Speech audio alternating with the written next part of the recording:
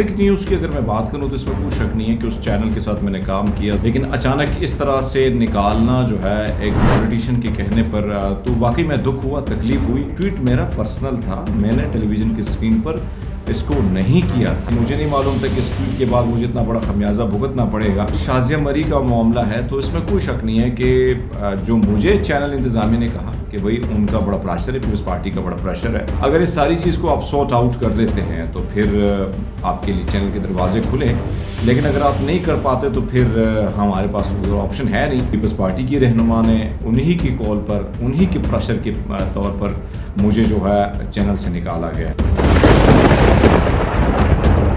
یہ بھی کہا جائے کہ آپ پر تمام تر چینل کے جو ہے دروازے بند کر دیے جائیں گے تو واقعی میں تکلیف تو ہوتی ہے، افسوس ہوتا ہے۔ آپ کے پاس ذریعہ معاش کچھ اور نہیں ہوتا نا، پھر آپ یہی سوچتے ہیں کہ اب کیا کروں، کیونکہ زمین اگر آپ پر تنگ کی جائے، آپ کا ذریعہ معاش آپ کا بند کر دیا جائے تو پھر آپ یہی سوچتے ہیں کہ اب جو ہے کچھ، کیونکہ زندگی سب کو عزیز ہے اور مجھے بھی عزیز ہے۔ اگر اس طرح کی صورتحال رہی اور اس قسم کی سچویشن رہی کہ کوئی دروازہ نہیں کھلا ہوگا میرے لیے، تو پھر میں سوچ سکتا ہوں کہ میں پھر کہیں نہ کہیں کسی ملک چلا جاؤں۔ یہ میرا ملک ہے، یہ میرا وطن ہے، میں اسی ملک میں ترجیح دوں گا۔ لیکن اگر میں مجبور ہوا، بہت مجبور کیا گیا، کیونکہ میں کوئی وڈیرا نہیں ہوں، کوئی جاگیردار نہیں ہوں اور عام آدمی ہوں، اگر زیادہ زمین تنگ کر دی گئی تو پھر ظاہری بات ہے کہ میں جاؤں گا، اگر باہر بھی جاؤں گا تو پاکستانیت کی بات کروں گا، پاکستان زندہ باد کی بات کروں گا، پاکستان کے حق پر کوئی انگلی اٹھائے گا تو اس کا جواب بھرپور طریقے سے دوں گا۔ اسلام آباد کے پریس کلب کے جو صدر ہیں انور رضا صاحب، یا افضل بٹ جو اپنے آپ کو قائد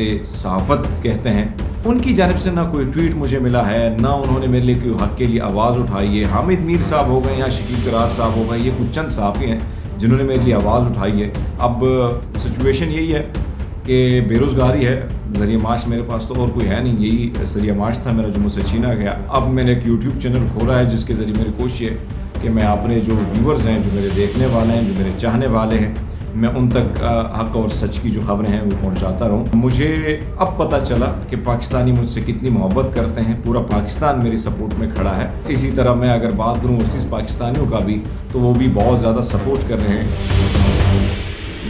بسم اللہ الرحمن الرحیم۔ ناظرین، آج کی جو میرے مہمان شخصیت ہیں جن سے میں آپ کو تعارف کروانا چاہتا ہوں، وہ خود کسی تعارف کی محتاج نہیں ہے۔ آج کل خبروں میں زیر گردش ہیں، آج کل خبروں کی جان بنے ہوئے ہیں۔ ان کے بارے میں کہا جاتا ہے کہ کسی سیاسی رہنما کے ذریعے خطاب آگے، وہ بات بھی سچ ہے۔ پاکستان پیپلز پارٹی کی ایک اہم رہنما کے بارے میں انہوں نے ایک ٹویٹ کیا اور جس کے نتیجے میں ان کو اپنی ملازمت سے ہاتھ دھونے پڑے۔ میری مراد ہرمیت سنگھ سے ہے۔ ہرمیت پاکستان کے پہلے جو ہیں وہ سکھ اینکر ہیں، لیکن کبھی انہوں نے اس کا بینیفٹ نہیں لیا۔ ایک نارمل پاکستانی کی طرح، ایک عام پاکستانی کی طرح ہمیشہ بیہیو کیا انہوں نے، اور ایک لمبی داستان ہے ان کی۔ آج ہم ہرمیت سے پوچھتے ہیں۔ السلام علیکم ہرمیت، یہ بتائیے گا کہ آپ کے ساتھ یہ سارا ماجرا کیا ہوا؟ کیوں شازیہ مری کے آپ زیر طاب آئے؟ اور کہا جاتا ہے کہ آپ کی ملازمت کے سلسلے میں بھی برخاست کرانے میں نوکری سے ان کا بہت بڑا ہاتھ ہے۔ اس کے علاوہ یہ بھی ہمیں بتائیے گا کہ کسی نوکری سے کہ نوکری نکلنے کے بعد، نوکری سے نکلنے کے بعد یا نکالے جانے کے بعد کسی نے پی یو جے نے یا پی ایف یو جے نے کسی نے آپ کی کوئی حمایت کی، کسی نے مالکان سے بات کی، اور فیوچر پلان کیا ہیں؟ یہ ساری باتیں آپ ہمارے ناظرین کو بتائیے گا، اور وہ سارے معاملات بتائیے گا کہ جو ہو رہے ہیں۔ سننے میں آ رہا ہے کہ آپ پہ زمین تنگ کی جا رہی ہے، کہیں آپ بھی بیرون ملک جانے کا ارادہ تو نہیں رکھتے؟ کہ جرنلزم میں لوگ ہرمیت سنگھ کو دیکھ سکیں گے؟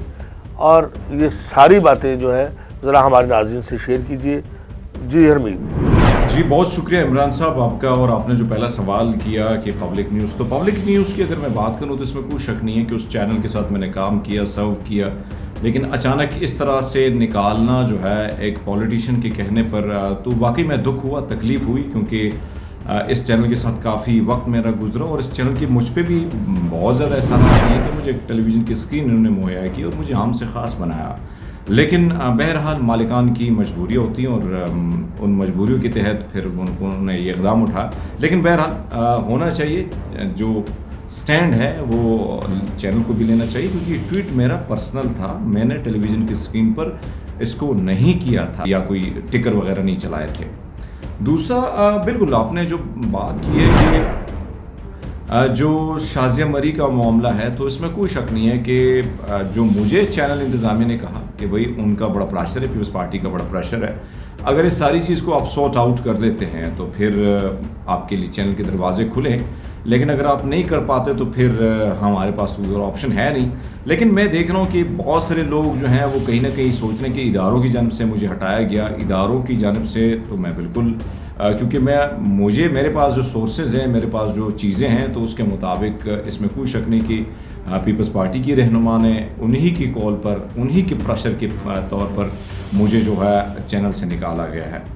اور جس طرح آپ نے جو سوال کیا کہ اگر ہم دیکھیں, اس میں کوئی شک نہیں کہ جب آپ پہ روزگار کے دروازے بند ہو جائیں, جب آپ کا ذریعہ معاش ایک ہی ہو اور آپ کے پاس کوئی آپشن نہ ہو, اور یہ بھی کہا جائے کہ آپ پر تمام تر چینل کے جو ہے دروازے بند کر دیے جائیں گے, تو واقعی میں تکلیف تو ہوتی ہے, افسوس ہوتا ہے. اور سوچتے بھی ہیں کہ بھئی روزگار جو کام ہمیں آتا ہے بولنے کا یا لکھنے کا, وہ ہم سے اگر چھینا جائے تو پھر تو آپ کے پاس ذریعہ معاش کچھ اور نہیں ہوتا نا. پھر آپ یہی سوچتے ہیں کہ اب کیا کروں, کیونکہ زمین اگر آپ پر تنگ کی جائے, آپ کا ذریعہ معاش آپ کا بند کر دیا جائے, تو پھر آپ یہی سوچتے ہیں کہ اب جو ہے کچھ, کیونکہ زندگی سب کو عزیز ہے اور مجھے بھی عزیز ہے, اور پھر اگر میرے پیٹ جو ہے اس کو بھی روٹی چاہیے, روٹی کے لیے پیسے چاہیے, تو سوچ تو ابھی نہیں ہے ملک سے باہر جانے کے لیے. لیکن یہ ہے کہ اگر اس طرح کی صورتحال رہی اور اس قسم کی سچویشن رہی کہ کوئی دروازہ نہیں کھلا ہوگا میرے لیے, تو پھر میں سوچ سکتا ہوں کہ میں پھر کہیں نہ کہیں کسی ملک چلا جاؤں. لیکن بہرحال یہ میرا ملک ہے, میرا وطن ہے, میں اسی ملک میں ترجیح دوں گا. لیکن اگر میں مجبور ہوا, بہت مجبور کیا گیا, کیونکہ میں کوئی وڈیرا نہیں ہوں, کوئی جاگیردار نہیں ہوں اور عام آدمی ہوں, اگر زیادہ زمین تنگ کر دی گئی تو پھر ظاہری بات ہے کہ میں جاؤں گا, اگر باہر بھی جاؤں گا تو پاکستانیت کی بات کروں گا, پاکستان زندہ باد کی بات کروں گا. پاکستان کے پر کوئی انگلی اٹھائے گا تو اس کا جواب بھرپور طریقے سے دوں گا. مجھے سوشل میڈیا سے تو کوئی روک نہیں سکتا ہے. آپ نے جو سوال کیا صحافیوں کے حوالے سے, تو جو صحافی ہیں, تنظیمیں ہیں, وہ بکھری پڑی ہیں اس وقت. ایک اسلام آباد کے پریس کلب کے جو صدر ہیں انور رضا صاحب, یا افضل بٹ جو اپنے آپ کو قائد صحافت کہتے ہیں, ان کی جانب سے نہ کوئی ٹویٹ مجھے ملا ہے, نہ انہوں نے میرے لیے کوئی حق کے لیے آواز اٹھائی ہے. حامد میر صاحب ہو گئے یا شکیل قرار صاحب ہو گئے, یہ کچھ چند صحافی ہیں جنہوں نے میرے لیے آواز اٹھائی ہے. میں یہ نہیں کہہ سکتا کہ انہوں نے میرے لیے کوئی جو ہے وہ آواز بلند کی ہو, یا انہوں نے کسی ٹویٹر یا کسی سوشل میڈیا کے پلیٹ فارم کے تھرو میرے لیے آواز بلند کر دی ہو. سو یہ ساری چیزیں ہیں. اب سچویشن یہی ہے کہ بے روزگاری ہے, ذریعہ معاش میرے پاس تو اور کوئی ہے نہیں, یہی ذریعہ معاش تھا میرا جو مجھ سے چھینا گیا.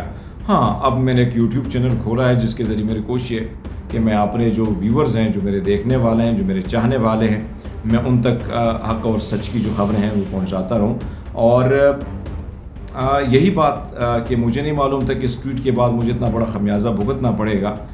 لیکن ایک چیز ہے کہ مجھے اب پتہ چلا کہ پاکستانی مجھ سے کتنی محبت کرتے ہیں. پورا پاکستان میری سپورٹ میں کھڑا ہے, اور اسی طرح میں اگر بات کروں اوورسیز پاکستانیوں کا بھی, تو وہ بھی بہت زیادہ سپورٹ کر رہے ہیں. میں ان کا بھی شکر گزار ہوں.